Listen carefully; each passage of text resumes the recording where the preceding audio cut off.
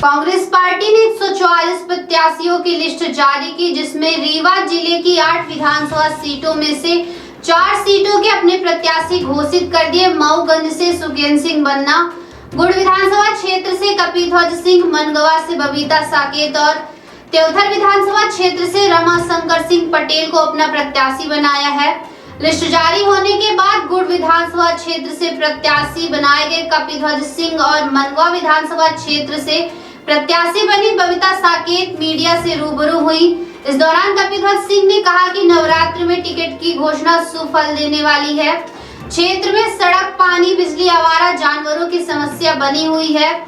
जो मुद्दा वह अक्सर उठाते हैं, उन्हीं मुद्दों को लेकर चुनाव मैदान पर उतरेंगे। वहीं बबीता साकेत ने भी अपने क्षेत्र की समस्याओं को मुद्दा बनाते हुए मैदान में उतरने की बात कही। आइए दोनों को सुनते हैं टिकट घोषणा के बाद क्या कहा है।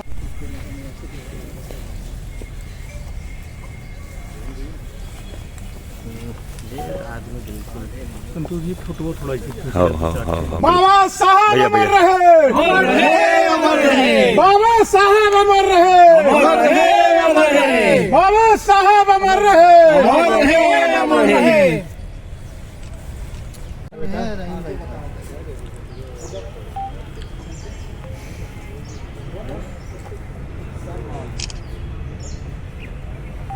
हो गई है जिसमें आपका नाम भी है। किन मुद्दों के साथ आप जनता के बीच जाने वाली है इस बार? सबसे पहले भैया आप लोगों को मैं नवरात्रि की ढेर सारी शुभकामनाएं दूंगी। कांग्रेस वास्तव में भारतीय जनता पार्टी कहती है धर्म के नाम पर, लेकिन कांग्रेस वास्तव में धर्म को निभाई है और अच्छे समय पर टिकट की घोषणा हुई है।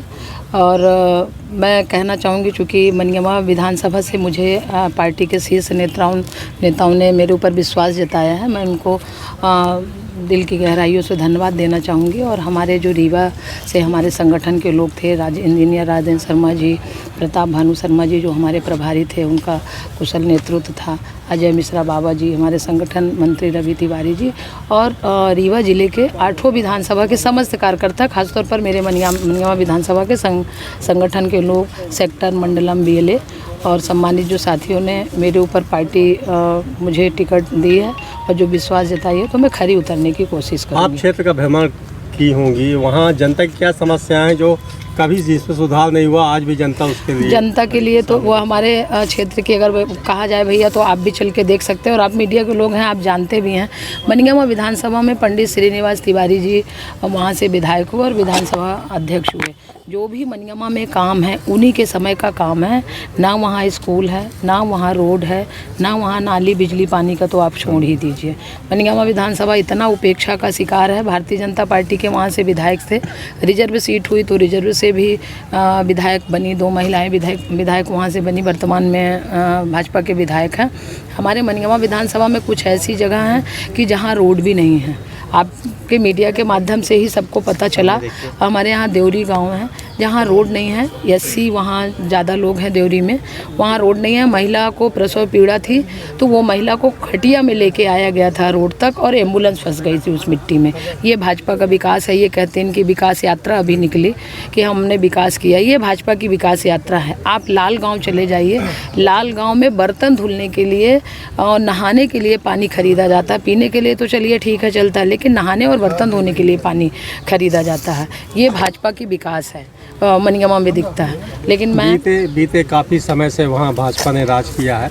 पंडित श्रीनिवास तिवारी जैसे दिग्गज को हराकर वहाँ शुरुआत हुई थी भारतीय जनता पार्टी की, तो ऐसे में आप कैसे सेंध लगाएंगी वहाँ इस बार कि आपका मतलब विजय परचम लगा सके? हमारे कार्यकर्ता जो हैं कांग्रेस पार्टी के निष्ठावान कार्यकर्ता हैं और इस बार हमारा संगठन चुनाव लड़ेगा। नेता कोई चुनाव नहीं लड़ेंगे, हम सब संगठन के अधीन हैं। हमारे संगठन ऊपर के लोगों की संगठन के ऊपर नज़र रहेगी, सारी जवाबदारी संगठन को दी जा रही है।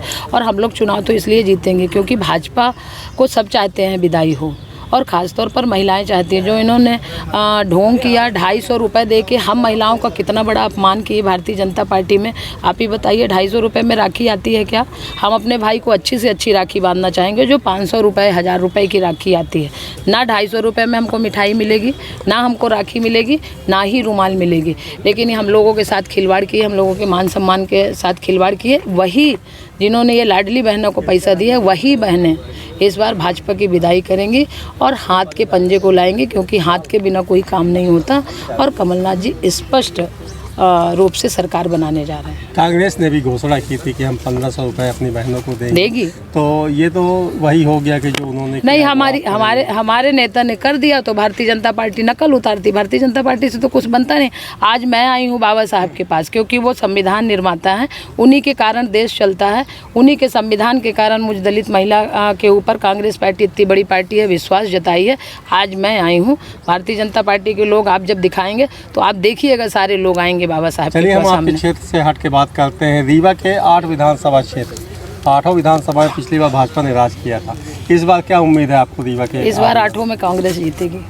कुछ में तो दोनों में संशय बरकरार है, जैसे कि सिमरिया हो गया और ऐसे सब अच्छा होगा, क्योंकि नवरात्रि पे हुआ है ना, और माता का वास होता है। मतलब सब अच्छा होगा। भगवान के सहारे कांग्रेस जी सब अच्छा। भगवान के सहारे कांग्रेस चली रही है, वो पितर पक्ष में दे रहे हैं, और हमारी सरकार और हमारे मुख्यमंत्री जी तो अच्छे समय पे दिए हैं।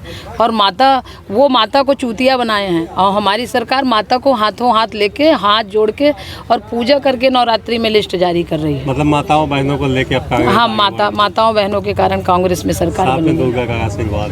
जी धन्यवाद। बड़ी उम्मीदें जताई हैं। किन मुद्दों के साथ आप जनता के बीच में जाएंगे?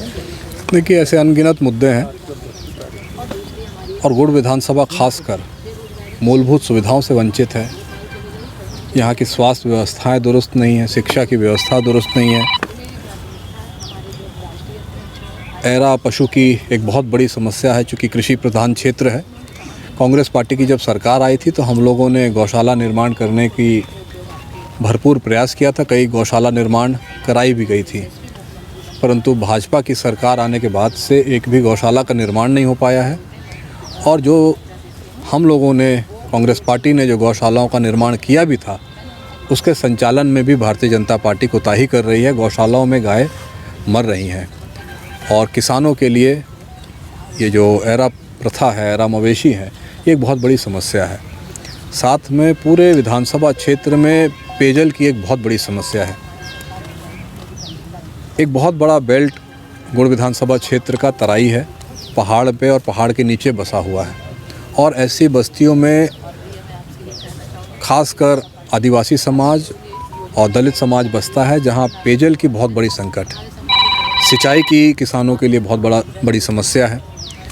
सड़कों की स्थिति देखेंगे तो जो भी ठेकेदार रहे हैं उन्होंने सिर्फ भ्रष्टाचार किया है।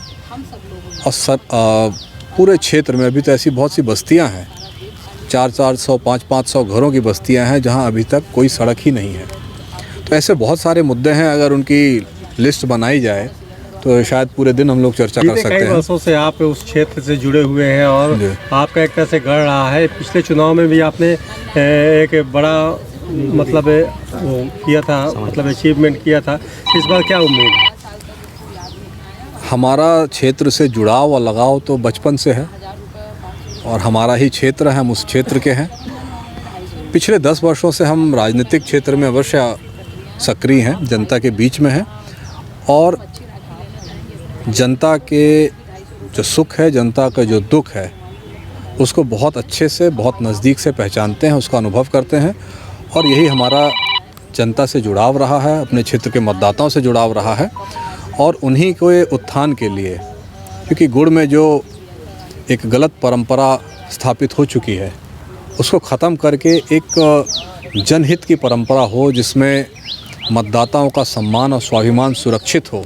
क्योंकि आज अधिकारी, कर्मचारी और जनप्रतिनिधियों के हाथों जनता की योजनाएं तो दूर, जनता के अधिकार तो दूर, जनता का स्वाभिमान और सम्मान भी सुरक्षित नहीं है।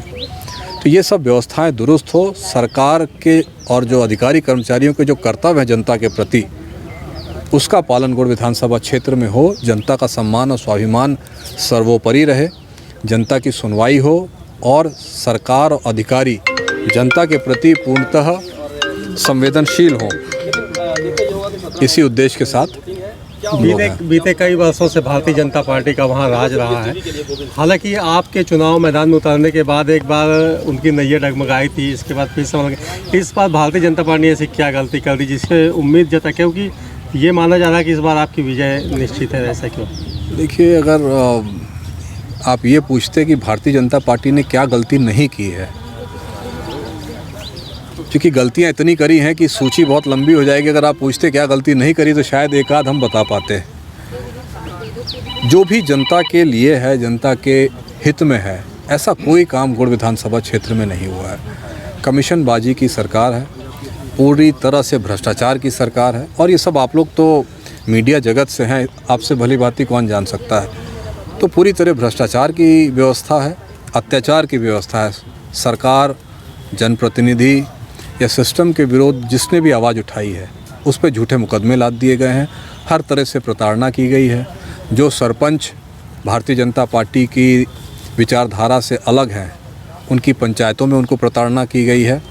और जो भारतीय जनता पार्टी के मिडिलमैन टाइप के जो सरपंच हैं, उनकी पंचायतों में लाखों करोड़ों का भ्रष्टाचार हुआ है। यही गुड़ विधानसभा क्षेत्र का दुर्भाग्य रहा है। इस बार 8 विधानसभा सीटें जैसे पिछली बार रिजल्ट आया था, इस बार क्या उम्मीद है आपको? मान लीजिए गुड़ के अलावा भी अन्य क्षेत्रों में कांग्रेस का क्या रहेगा वर्चस्व? हम तो ये मान रहे हैं कि कांग्रेस पार्टी पिछली बार से बहुत मजबूती से लड़ेगी। और अगर थोड़ा पीछे जाकर आप देखें तो रीवा का जो महापौर का चुनाव रहा है, वैसा ही परिणाम 8 विधानसभा सीट में रहेगा, क्योंकि कांग्रेस पार्टी एकजुट होकर पूरी ताकत से लड़ेगी।